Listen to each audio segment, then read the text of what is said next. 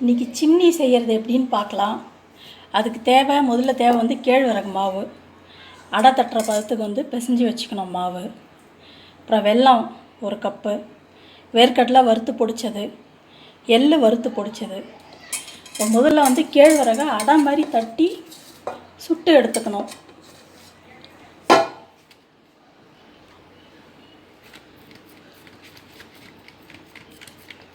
நல்லா வாழை இலையில் தட்டுங்க, அப்போ தான் போட்டு எடுக்கிறதும் ஈஸியாக இருக்கும்.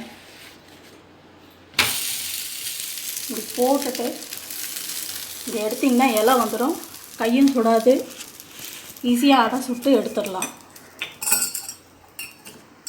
லைட்டாக எண்ணெய் விட்டு 2 பக்கமும் நல்லா வேக வச்சு எடுக்கணும் அடை.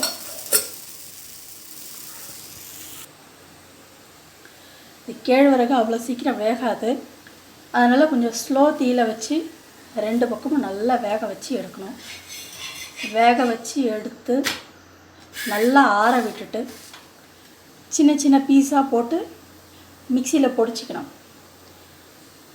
இடித்து செய்கிறது தான் நம்ம ட்ரெடிஷனு. இப்போ யார் வீட்டில் அம்மி இருக்குது, உலக்கை இருக்குது இடித்து செய்ய? இப்போ நல்லா வெந்துடுச்சு, இது எடுத்து ஆற விட்டுருவோம்.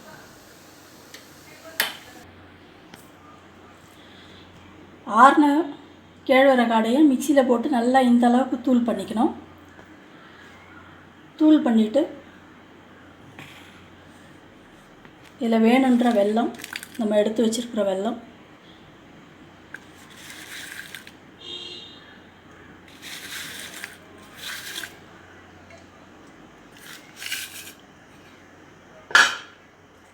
பொடிச்சு வச்சுருக்கிற வேர்க்கடலை பொடி,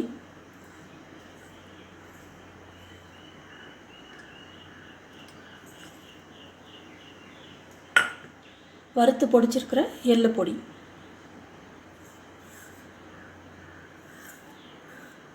இதை அத்தனையும் போட்டு ஈவனாக முதல்ல கையில் வந்து மிக்ஸ் பண்ணிடணும்.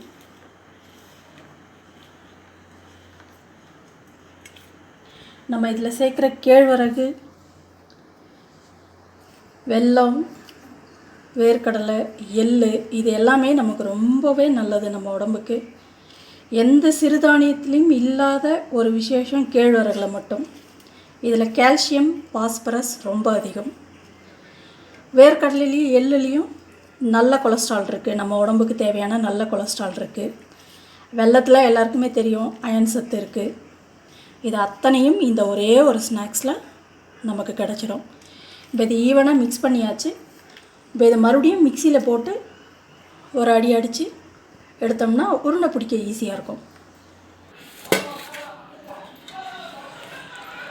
எல்லாத்தையும் ஒன்றா சேர்த்து மிக்சியில் அரைச்சா இப்படி எல்லாமே சேர்ந்து வந்துடும் நமக்கு. இப்போ கையில் நெய்யோ இல்லை எண்ணெயோ தடவிட்டு வேணுன்ற அளவுக்கு நம்ம உருண்டை பிடிச்சி எடுத்துக்கலாம். மிக்சியில் போட்டால் தான் இந்த கன்சிஸ்டன்சி வரும், இப்படி உருண்டை பிடிக்க முடியும்.